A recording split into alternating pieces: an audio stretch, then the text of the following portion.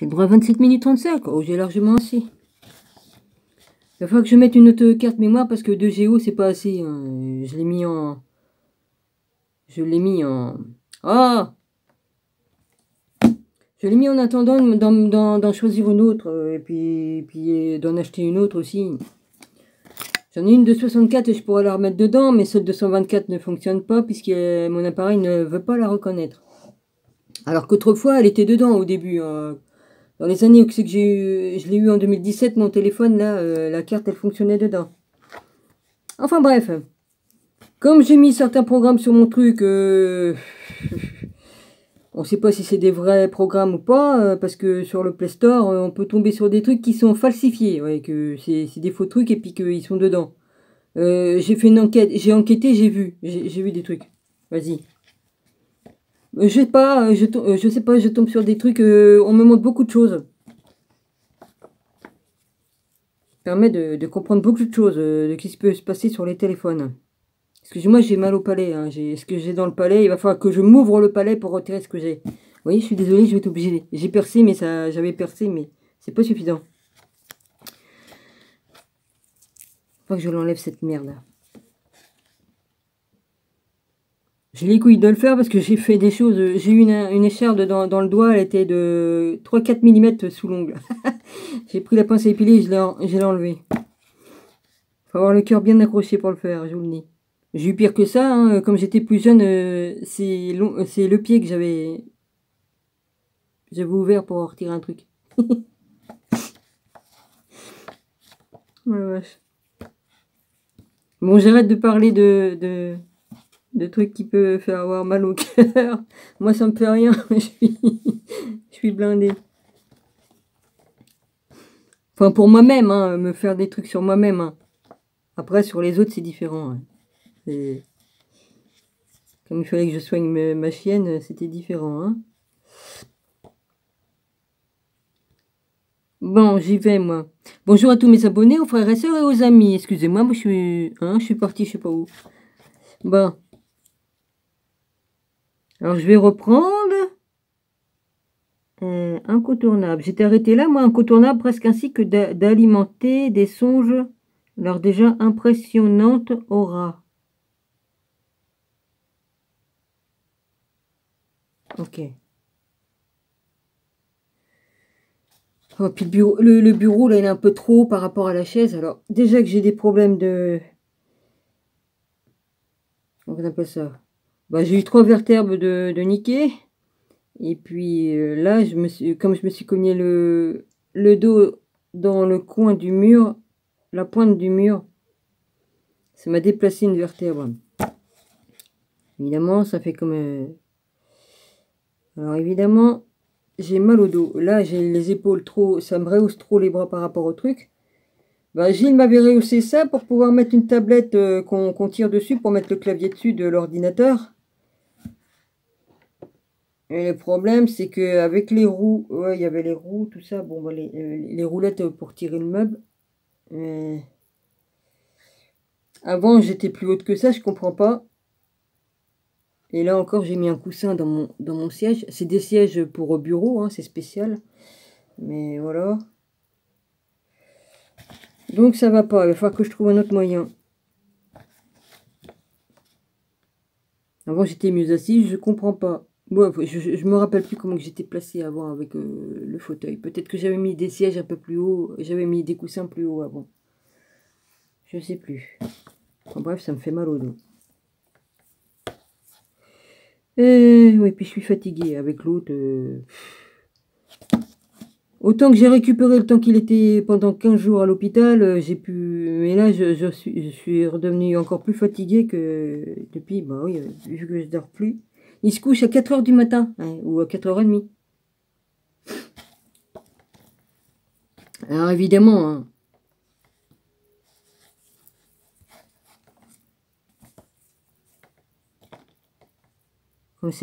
comme au fil du temps, ils me le sont de plus en plus fort, évidemment que...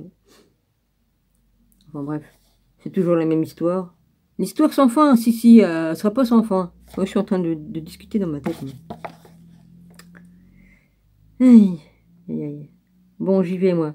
Alors, j'ai perdu combien de minutes à dire des conneries? J'arrive pas à me concentrer, mais ça va le faire. Bonjour à tous mes abonnés, aux frères et sœurs et aux amis. Je vous bénis tous. Et puis, Mourabi, je te bénis, ainsi que Dragonette, Stéphanie, Marie. Marie, tu m'as pas rappelé. Bon, tu m'avais dit de t'écrire, que tu me rappelleras si je réussissais pas à te joindre. Maintenant, c'est toujours le répondeur qui me répond, hein, comme il y a un an ou deux. Hein, le répondeur, il me dit je ne suis pas là pour le moment, et puis veuillez me rappeler. Puis, puis voilà, et puis voilà. C'est pour ça qu'il y a un an ou deux, bah, j'ai dit bon, bah, j'arrive pas à l'avoir. Je comprenais pas, mais bon. Il arrive parfois que... Puis en ce moment, ça déconne, hein. Ça déconne, les trucs de SFR, d'Orange, tout ça, ça déconne. Moi, même mien, je l'ai désinstallé sur mon téléphone, là, le truc de SFR. Il y a eu des bugs dans ça, dans les trucs de téléphonie, dans les trucs de YouTube, dans toutes les plateformes. Il y a eu des problèmes de bugs et tout ça. Même sur les trucs de banque. Moi, j'ai pas ma banque sur mon téléphone, je m'en fous. Mais il y a eu des problèmes dans les banques aussi. C'est la Bérésina. Enfin, je sais pas comment on dit. Hein.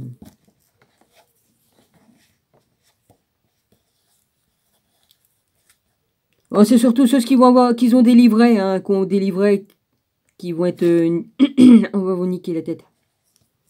Ils ont bien insisté, ma banque, pour que je réouvre un livret. Non, non, non, non. Moi, comme je dis non, c'est non, et puis ils m'obligeront pas à faire qu'est-ce que je veux pas faire. Personne ne me donnera d'ordre.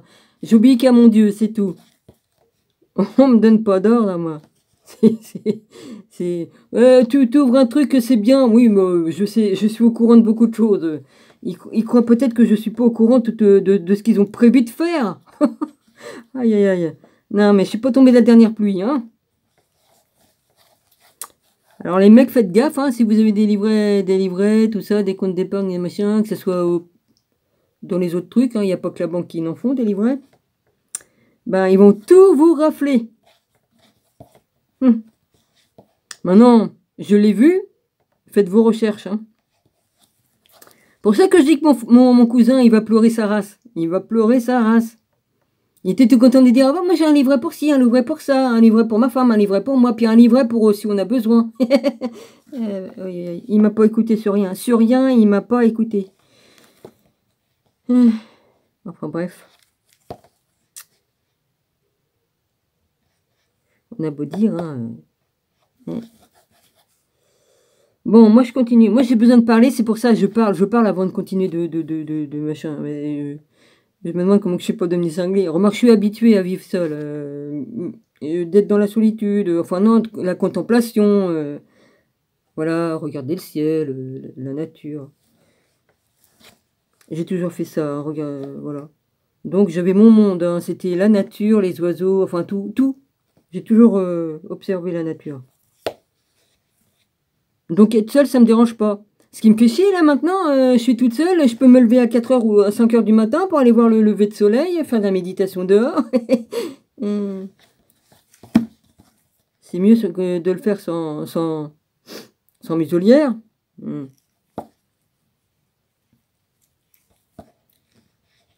fait un an qu'ils me font chier, c'est con.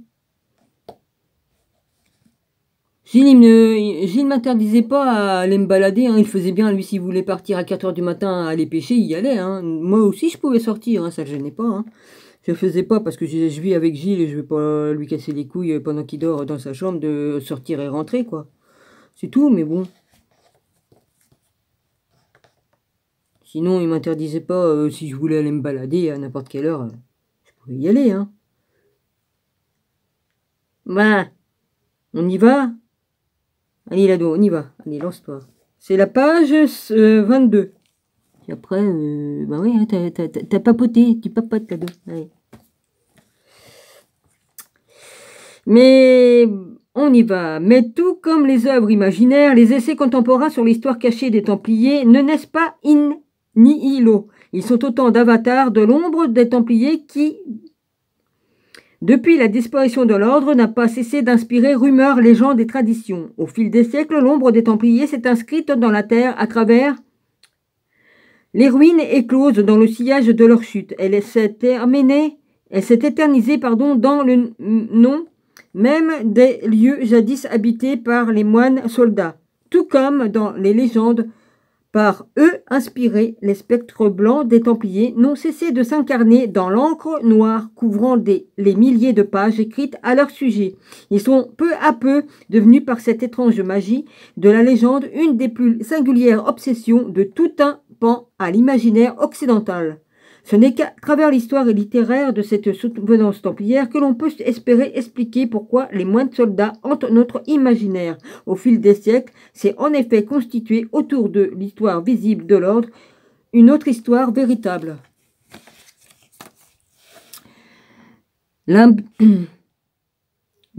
Excusez-moi. Attendez. Une autre histoire, virgule, véritable labyrinthe, virgule, où la frontière entre rêve et réalité s'estompe, et où il est parfois impossible de distinguer le vrai du faux. Une autre histoire en laquelle réside le profond magnétisme templier, car le mythe surpasse le fait en matière de pouvoir de fascination. L'exploitation de cet édifice extraordinaire s'ouvre avec une brève histoire de l'ordre du Temple, car c'est cette histoire bien réelle, faite de grandeur et de décadence, qui engendra la puissance image rémanente qui devait subsister de siècle en siècle. Puis ce sont les différents avatars de cette persistance nésique avec les traditions orales qui, dès la disparition des moines soldats, enterrent la mémoire collective. C'est le lent délitement de la légende noire et tissé autour d'eux par la propagande de Philippe le Bel. Ce sont encore des liens qui, principalement à partir du XVIIIe siècle, furent tissés par certaines sociétés occulte entre les Templiers et les plus hauts secrets de l'univers. C'est l'émergence publique au XXe siècle du groupe prétendant être les héritiers occultes du Temple. Là sont les racines puissantes et noueuses dans lesquelles la littérature et l'imaginaire templier contemporain puisent leur force et leur vigueur, racines d'autant plus intéressantes à déterrer qu'à travers leur méandre véritable fil d'Ariane, tissé à travers le temps, peu à peu se dévoile l'origine des mystères qui rendent si envoûtante l'ombre des Templiers. Waouh! Plan du temple de Salomon, vitrail de l'église de Saint-Étienne du Mont-Paris, situé à Jérusalem. Il contenait les objets les plus sacrés de la religion juive. Le fait que les Templiers s'établirent dans ces ruines alimenta bien des rumeurs à leur sujet. Y aurait-il fait des fouilles? Oui, ils ont fait des fouilles, ils ont trouvé des choses. Et puis, il y a des piliers là-bas, dessus, il y a la croix des Templiers, la croix rouge, là. Avec les 4 pétales. J'appelle ça des pétales, oui. Les espèces de 4 triangles. Jacques de Molay. À cet endroit, Jacques de Molay, dernier grand maître de l'ordre du Temple, a été brûlé le 16 mars 1314, les enfoirés. Ils sont toujours à éliminer les gens qui ne veulent pas aller dans leur sens. Remarquez aujourd'hui, ça y va, hein. Pourquoi tu clignotes ouais, comme d'habitude, hein. Plaque commémorant la mort de Jacques de Molay, située à l'entrée de Square de Vert-Galant, Paris. Elle est comme un pont entre le présent et le passé, toujours vivant. Les gars, vous allez... Qu'est-ce qu'il fait ce con de truc? Ça me fait des trucs bizarres sur mon téléphone. Ouais, il y a des trucs qui sont pas habituels. Alors... Ouais, on voit le temple de Salomon. Et puis là, la plaque commémorative de Jacques de Molay. T'inquiète pas, mon frère. Ah oui, c'est la batterie, elle a du mal à... Ah oui, à chaque fois que je bouge mon truc, ça fait bouger le fil. Et puis déjà que ça a du mal à charger ma batterie. Elle est morte, donc je suis en... Ah, c'est ça qui fait ça, d'accord. Je me dis Dominique... Ouais, Dominique, elle est pas douée des fois. Ça dépend pourquoi, hein. On peut pas être doué en tout, les gars. L'Arche d'Alliance, vitrail de l'église de Saint-Étienne du Mont Paris, à Paris. Contenant les tables de la loi, ce coffre de bois recouvert d'or possédait d'après l'Ancien Testament des pouvoirs surprenants. Bah oui, il lançait des... comme de... la foudre. Si on peut dire, ouais. Si vous saviez ce qu'ils avaient mis dedans aussi, enfin bon, je vous raconterai pas parce que de toute façon, personne ne me croirait. Pourtant, Jésus dit des vérités. Et puis en plus, j'ai eu la vision de ce truc-là. Avant que Jésus en parle, j'ai eu une vision de ce qu'ils avaient mis dedans. C'est incroyable ce que le ciel a pu m'envoyer comme réponse. Ouais. Merci Père. Certains ont interprété l'arche comme un objet technologique appartenant à une civilisation supérieure disparue. Alors là, c'est l'Arche d'Alliance cathédrale de Chartres, Eure-et-Loire. Tiens, je l'avais déjà mis sur mon ancienne chaîne. J'ai les photos en couleur. L'arche par les porteurs, où elle était figurée sur un chariot pour plusieurs auteurs. Cette représentation très particulière serait une indication laissée par les Templiers pour signaler qu'ils avaient ramené l'arche en Europe. Et ça, c'est vrai.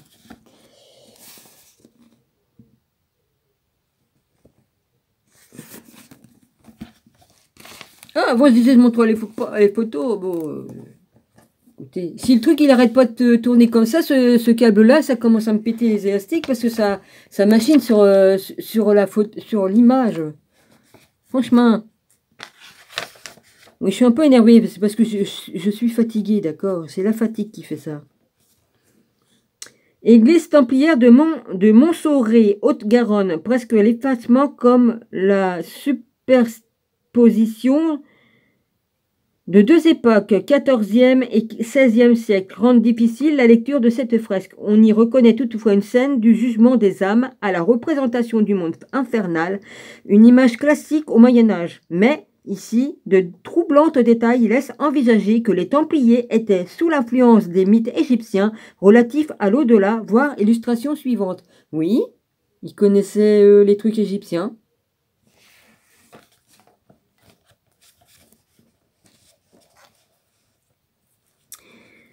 Bon, on voit pas grand chose, hein, les gars, hein. C'est en noir et blanc. Si c'était en couleur, on verrait mieux, mais bon, c'est un livre qui a pas coûté trop cher, donc évidemment, les photos sont pas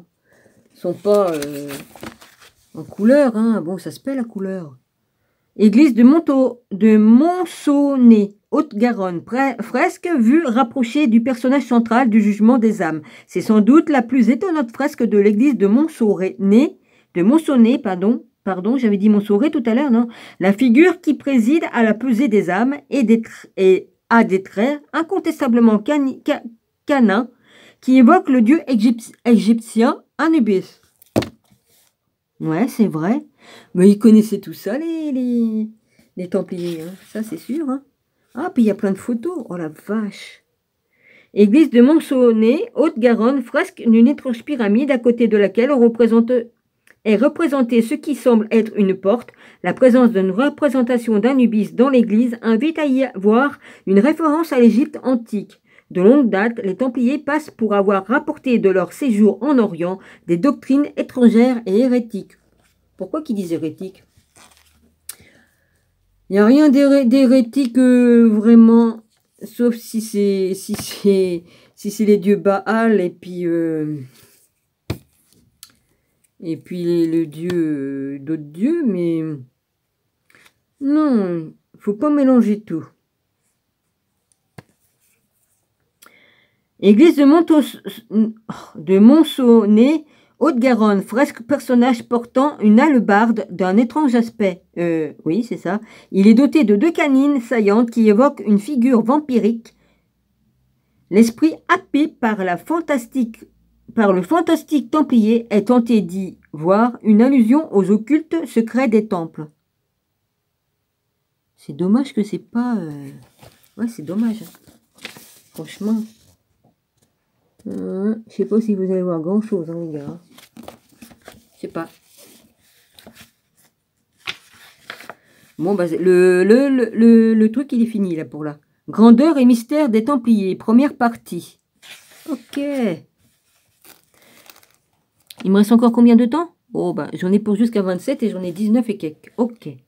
Un contexte qui appelait à l'émergence des guerriers chrétiens. Les Templiers, à l'image de bien des ordres religieux, sont le fruit d'une époque et d'un contexte. L'époque, c'est la fin du XIe siècle et le début du XIIe siècle. Le contexte, c'est celui d'un christianisme à la fois conquérant et soucieux de garder un lien organique avec ses racines orientales. Sur la carte chrétienne du monde, Jérusalem est le lieu originel, là où Jésus a vécu, là où il est mort, là enfin où il a laissé des traces de son passage terrestre, notamment son tombeau. Au Moyen-Âge, ces traces matérielles de la vie terrestre du Christ occupent une place centrale dans une religion qui n'est sans cesse plus ancrée dans le culte reliques et des lieux mémoriels. Le phénomène qui va structurer les voies et communications chrétiennes et favoriser l'émergence de centres économiques et religieux. N'est en soi qu'un héritage des nombreuses pratiques païennes qui trouvèrent à se poursuivre dans le christianisme. Si ce dernier détermina une géographie sacrée dont les points focaux sont les lieux de vie ou de conservation des restes de ces grands et petits figures, l'Antiquité pareillement marchait sur les traces de ces dieux et de ces héros. À Memphis étaient conservées les tresses d'Isis. À Thégée, en Grèce, on venait voir les cheveux de Méduse. En Arcadie, on montrait une inscription de la main d'Ulysse. Les exemples sont innombrables. Animés par cette démarche religieuse aux profondes racines, les chrétiens d'Occident se rendent en pèlerinage en Orient. Ce fait acquis va néanmoins se heurter en 1078 à l'arrivée des Turcs Seldjoukides à Jérusalem. Les Arabes laissaient les chrétiens librement circuler. Les Turcs non seulement leur barrent l'accès de la ville, mais commettent à leur égard diverses vexations prolongeant la barbarie avec laquelle ils avaient décimé une bonne partie des habitants. Le problème est d'autant plus préoccupant pour la chrétienté que l'expansion turque n'est pas seulement orientale. La même année de 1078, les Turcs s'embarquent de la ville de Nicée en Grèce. 2 ans plus tard, ils y fondent un royaume.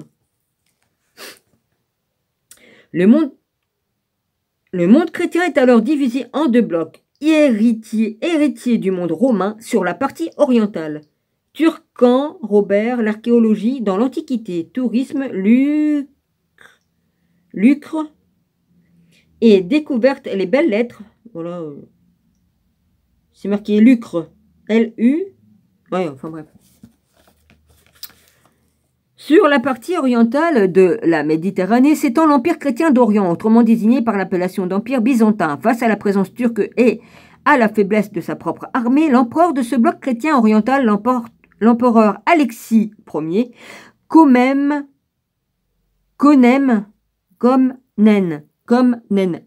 C majuscule O-M-N-E-N-E. Vers 1058-1118, demande son assistance à la papauté. Ces différents facteurs d'inquiétude poussent le pape Urbain II, 1442 à 1099, à réagir. Les faits se passent à Clermont-Ferrand, oh bah c'est pas loin de chez moi, en Auvergne, au terme d'un concile par lequel le pape entendait rappeler son autorité sur les consciences, sur son église, comme sur le roi, ce à quoi... Oh, mon frère, il y a travaillé à Clermont-Ferrand. Ouais, bah excusez-moi, c'est un détail qui me revient. Il ne parviendra pas. Le 27 novembre 1095, Urbain II prononce dans un chant face à une foule de clercs, de laïcs, un discours dont le texte n'a pas été conservé, mais qui se révèle d'une importance cruciale pour la suite de l'histoire.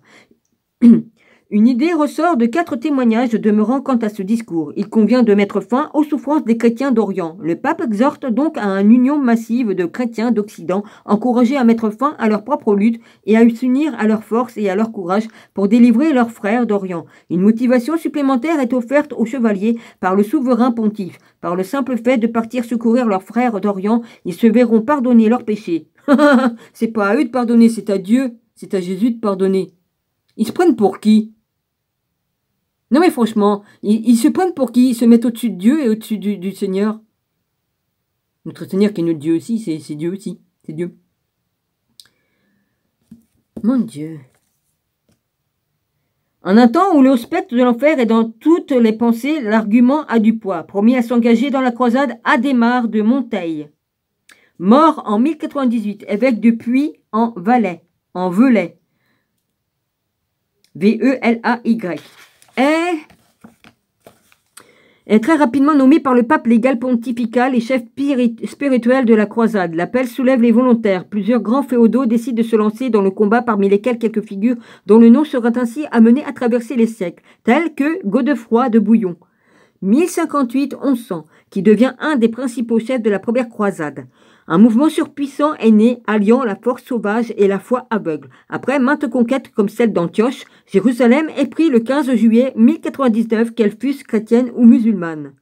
Les chroniques de l'époque, sans qu'il soit toujours possible d'y distinguer le vrai du faux, décrivent les pires abominations. L'histoire anonyme de la première croisade évoque la vision apocalyptique des croisés poursuivant les derniers hérétiques juste dans le temple de Salomon, où il y eut un tel carnage que les nôtres marchaient dans leur sang jusqu'aux chevilles. Dans cette logique terroriste de reconquête guerrière, peu importe que le sang coule ou non du Christ, car l'œuvre est précisément accomplie pour ce dernier. Puis, tout heureux et pleurant de joie, les nôtres allèrent adorer le tombeau de notre Sauveur, consigne le même chroniqueur.